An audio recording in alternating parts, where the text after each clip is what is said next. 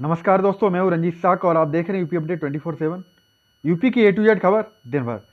दोस्तों, मैं आज बात करूंगा मायावती की। जिस तरीके से लोकसभा चुनाव में अब मायावती ने लास्ट में आके फाइनली 80 लोकसभा सीटों पर चुनाव लड़ने का ऐलान कर ही दिया है, तो आज मैं बात ये करूंगा कि मायावती आखिरकार किसका खेल बिगाड़ने वाली है, इंडिया गठबंधन का या एनडीए गठबंधन का।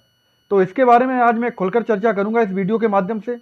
तो आपसे उम्मीद करता हूं ये आप वीडियो पूरा देखेंगे और चैनल को लाइक शेयर और सब्सक्राइब जरूर कर देंगे। दोस्तों, मैं बात करूं अगर मायावती की, तो मायावती को देखा होगा आप सभी ने कि उन्होंने जितने भी कैंडिडेट उतारे हैं वो कहीं ना कहीं ऐसे कैंडिडेट उतारे हैं जो सीधा सीधा भाजपा को फायदा पहुंचाने वाले हैं।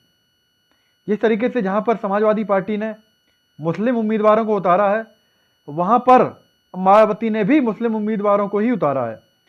तो कहीं ना कहीं इससे यही जाहिर होता है कि इससे सीधा सीधा फायदा कहीं ना कहीं एनडीए गठबंधन को यानी कि भारतीय जनता पार्टी को होने वाला है।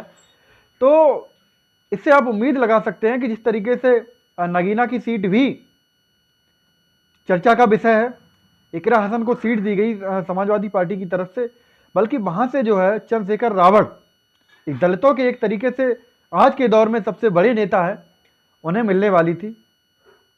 कहीं ना कहीं मायावती की अगर बात करें तो मायावती को इंडिया गठबंधन में कई बार ये कयास लगाया गया कि जगह मिल सकती है, लेकिन मायावती ने ही कभी नहीं चाहा कि मैं इंडिया गठबंधन के साथ होकर चुनाव लड़ूं।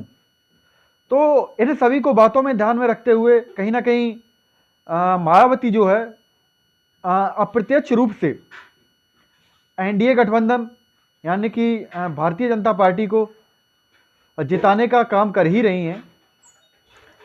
तो ये सारी चीज़ें मैं आप सभी को यूपी अपडेट 24/7 के माध्यम से बताने वाला था। दर्शकों को मैं बता देना चाहता हूं कि मायावती जो है वो आज भी कहीं ना कहीं दलितों का एक बहुत बड़ा वोट बैंक है। आज भी मायावती के खाते में दलितों का वोट अच्छी खासी तादाद में पड़ता है।